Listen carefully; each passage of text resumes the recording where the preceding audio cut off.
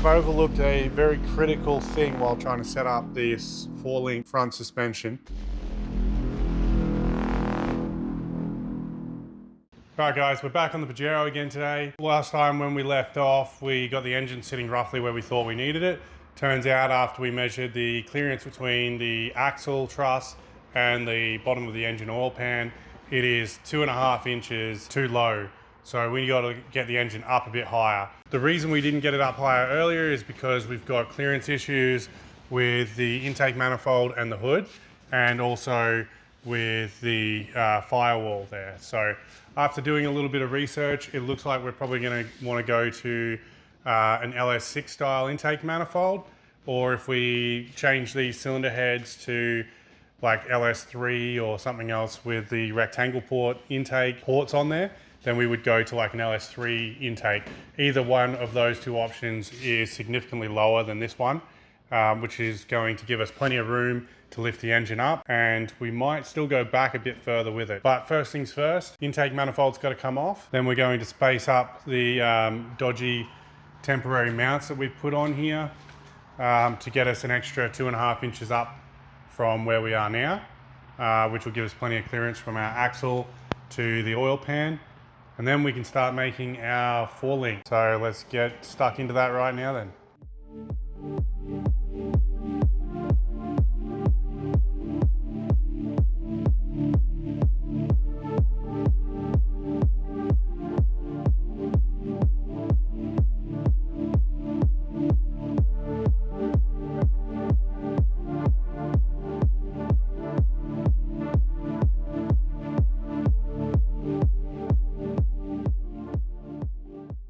Okay, we got the engine sitting up a lot higher. So it's now sitting on 2-inch square tubing with 1/2-inch aluminum spacers in there just to get the engine up. So we've got the clearance we now need between the front axle and the oil pan, and we should hopefully have enough clearance height-wise with a lower intake manifold like what's off a LS6 sort of style one. Still plenty of clearance in here for the transmission, which is no problem because we're gonna have to obviously make a whole new tunnel. So the next step is going to be to start getting these link mounts tacked together. This is all the stuff that we need for the front suspension. All really nice parts from TMR. We have to do a little bit of prep work with them, get the mill scale off some of these components here, and then we'll just start tack welding together with the TIG. So I'll get set up and we'll start doing that now.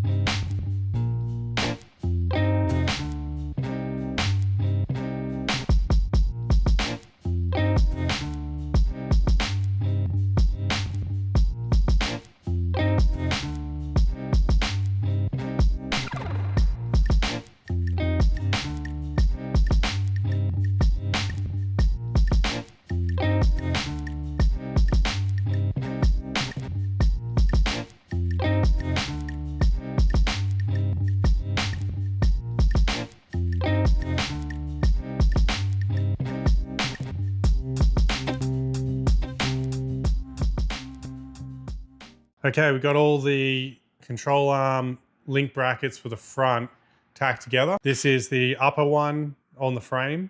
As you can see, it's got 4 different holes, so you can set different angles on the upper link. This is the lower link on the frame, and then this is the lower link on the axle. We'll probably end up using one of these 2 options here on the top truss, top of the axle truss for the top link, just depending on what we end up figuring out for our link separation and how much room we have as to which one of these 2 will run and whether we have to modify them and whatnot to fit. But yeah, that's all tacked together now. So now we can start basically figuring out where we want the links, how long they need to be, and the angles and whatnot.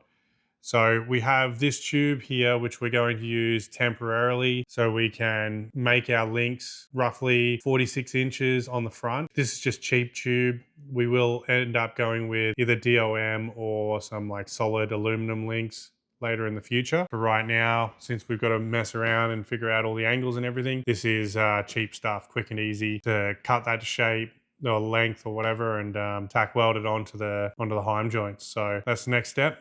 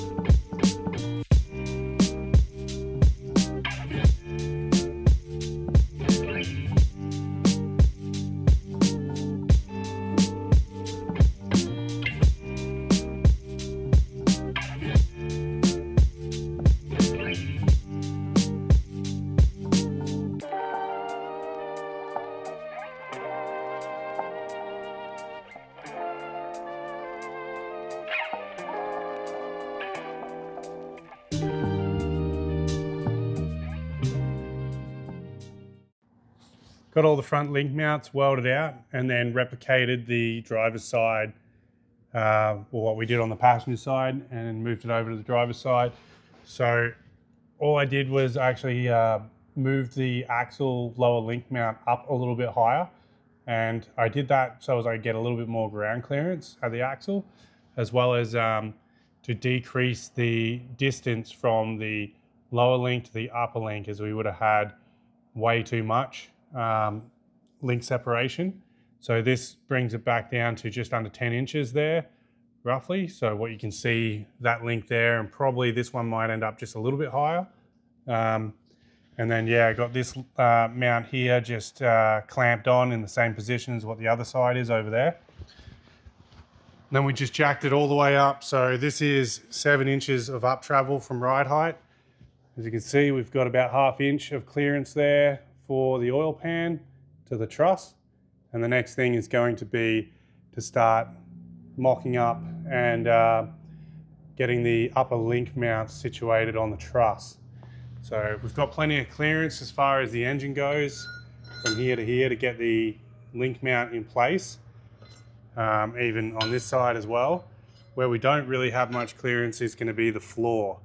So once that link starts pointing back, I think we're going to have to cut out a bit more of a floor in order to get the link mount to clear, or the link to clear itself. And then the pinion's pointing up too high right now, so that'll get tilted down a bit, and then, yeah, the link will be very close to the drive shaft and to the floor itself. We'll probably have to trim out a good section of the floor here for that link to clear. But yeah, pretty happy with it so far. It's all coming together. So before we carry on with doing the upper links, we do need to make sure the axle's in the right spot. So by that, I mean, we want to get the axle as far forward as we possibly can. And that's sort of dictated by probably this marker light, really. We've got to get the wheel to come up as high as we can and turned full articulation, which is like left side all the way up and the right side fully drooped down, and make sure that we've got enough clearance from this marker light. Because if I went ahead and kept tacking up the mounts and everything for the lower link, upper links, and it turned out that the axle was either, way too far forward or it was way too far back, then we wouldn't have enough room, or we'd have to like cut the mounts off and redo the mounts. So before we do that, we'll get the fender flare off, and then we'll put the fender back on, and we'll cut away what needs to be cut and try and get it as far forward as we possibly can.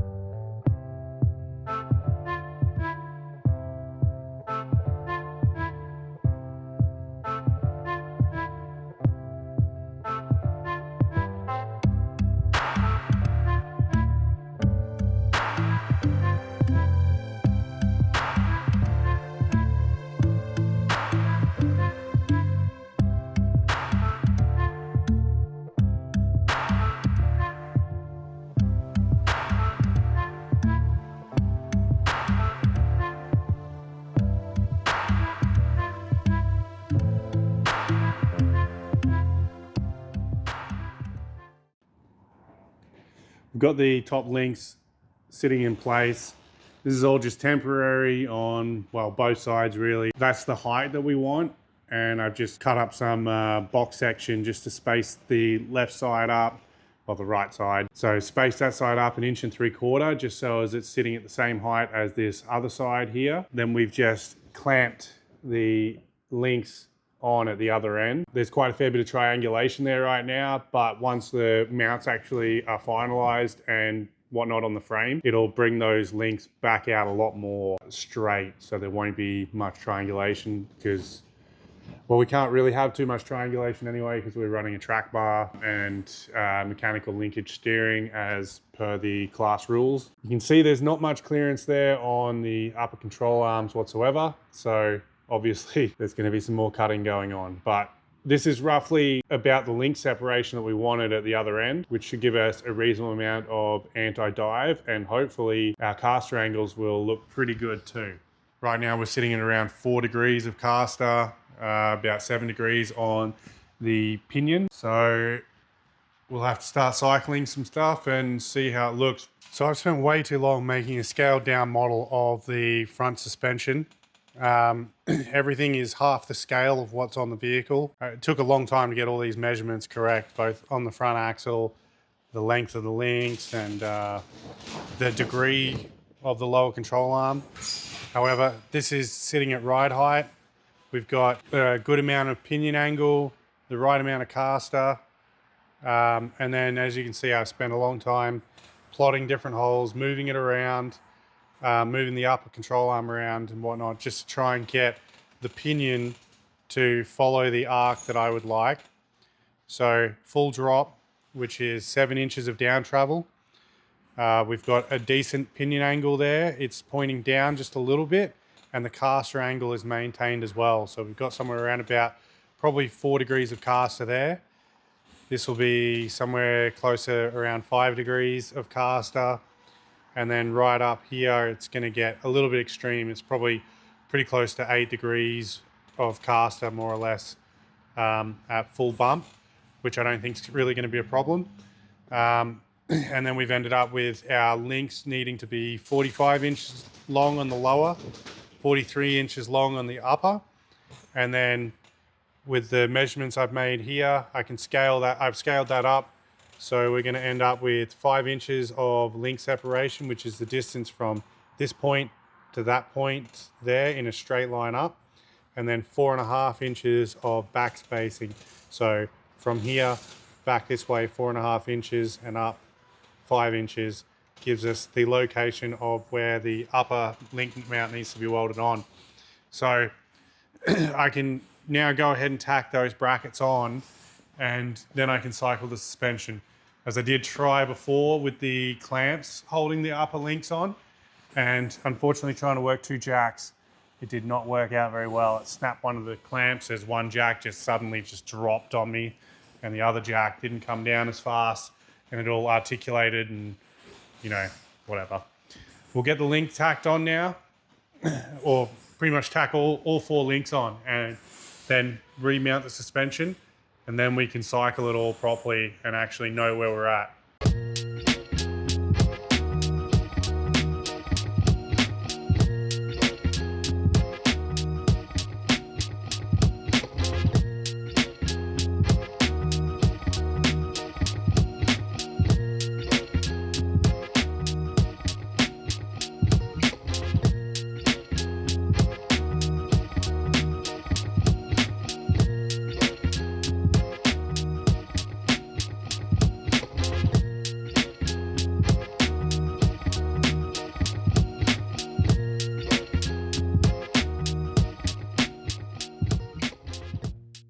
So I've overlooked a very critical thing while trying to set up this 4-link front suspension. As it turns out, in order to have this work, you need to have the upper and lower links the same length, and they have to be parallel when you're running heim joints. If you had rubber bushings, this probably wouldn't really be such a concern, but because we're running heim joints and there's 0 flex in those link mounts, links, or anything, what you get is a huge amount of binding.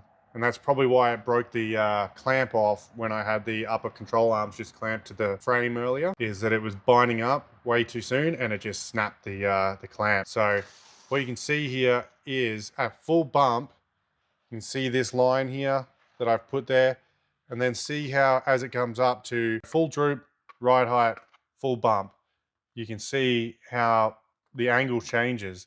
And what that means is that you've got the axle at full bump like that, and then the axle at full droop. This would be your mounting points changing in angles. As the axle is articulated, so this would be full bump, and then the left side starts to drop down. As the left side drops down, it's doing this. So it's trying to twist the axle because something's got to give, and that's essentially what's happening. So it's just binding, and it's just going to get to a certain point where those links are only going to allow it to go so far before it's really binding up, and that's going to cause all sorts of problems for us. And again, that's why I probably broke the clamp off. Unfortunately, just a critical thing that I overlooked. What the solution will be for me is just to turn this back into a 3-link. Didn't really want to do a 3-link, obviously. That's why I was trying to do a 4-link, but with the room that we have to work with and whatnot, and also, you know, if we were to make these equal length, parallel, just so as we could run the 4-link, our pinion angles and our caster angles would not be ideal throughout the range of the travel that we would want. Solution, go back to a 3-link. It'll be just fine. Everyone does a 3-link, so obviously it's not that bad of a setup. Next thing is to probably start doing a bit of a temporary track bar. We can't do anything with the steering at the moment as we don't have the components just yet to do that. Once we've got the temporary track bar, we can finish cycling the suspension, make sure everything's all good the way we wanted it, and then we can start doing the rear.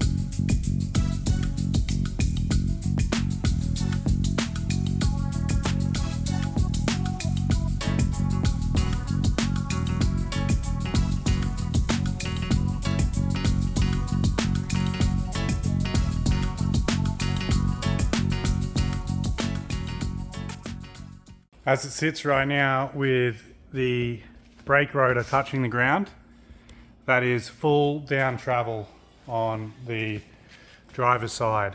So the next thing is I've got to get the passenger side here up significantly higher, just with the articulation there. As you can see, it's come down quite a fair bit, so it's got a long way, it's got a long way to come up.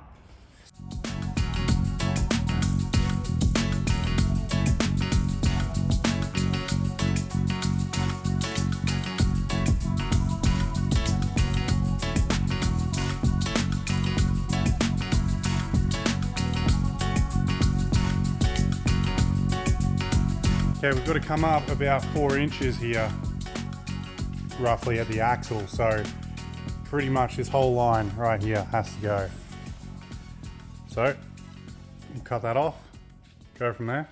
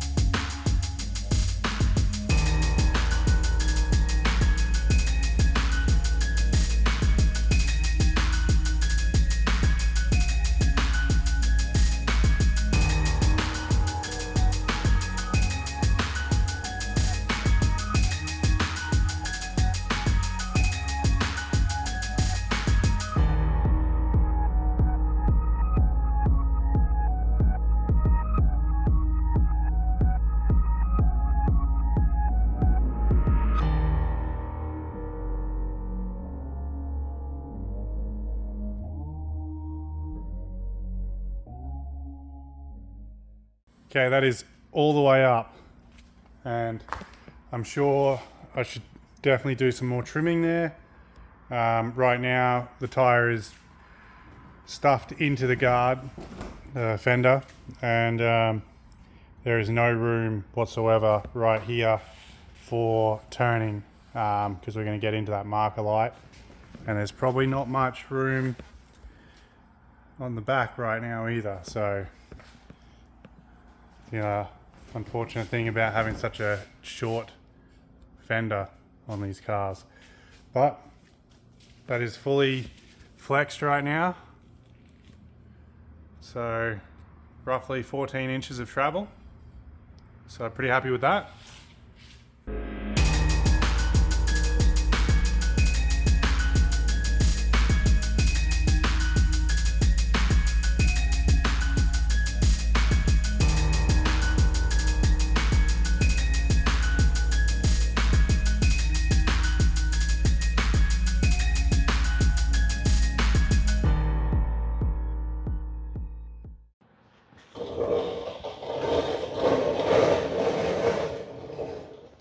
Okay, I got it to a point where I'm pretty happy with it. Unfortunately, we had to go down from a 4-link to a 3-link. I overlooked one critical step, one critical factor when trying to set up the 4-link, and that is the fact that as one wheel would come up, let's say it's that side over there would come up, it would, like, basically the pinion angle would probably be the easiest thing to look at, would start to point down. It would rotate down backwards, and when this side here would start to drop down, it would want to do the opposite. It would want to pull the pinion up. So what we were getting was a huge amount of bind in a very small amount of travel, which is probably why it broke the G-clamp in the first place. So with that being said, like, the only way to really use a 4-link in a traditional straight bar sort of application is to use bushes, or you have to have equal length and also equal spacing, parallel links. So, and even then you probably still would want to use bushings because of the amount of bind that you get with the heim joints. So unfortunately, I didn't really want to do a 3-link. Looks like everyone does a 3-link for a reason. So we've got it to a point where we're happy with it. Got a track bar just loosely mocked up and tacked in place. It is currently too short just from the measurements I've been doing, as you want it to be roughly 85% would be like the minimum length of your drag link. So right now it's at like 80%, and we could definitely widen that out, and that would also help with the axle as it like goes through its cycle. It swings from left to right, so making it longer would actually take some of that swinging effect out, which you can actually probably see right here now. This bar here is almost straight. This bar here is cranked over this way quite a bit, but it's as far as I can go right now until I have steering components put on it and, you know, go from there. But right now it's tacked well enough that we could probably roll this thing around if we had rear suspension. So time to move on to the rear suspension finally, and I feel like that's going to go so much better than what the front has. The front's quite difficult with the packaging and clearances and then steering and all of that, compared to just doing a triangulated 4-link. And using that calculator, I should have done that right from the get-go. I know I should have, but I didn't. And just spending like a day taking some measurements yesterday and putting it all in on that link calculator basically told me where everything more or less needed to go anyway. So that would have been so much better. So I'm going to do that for the rear, and we're going to get started on that right now.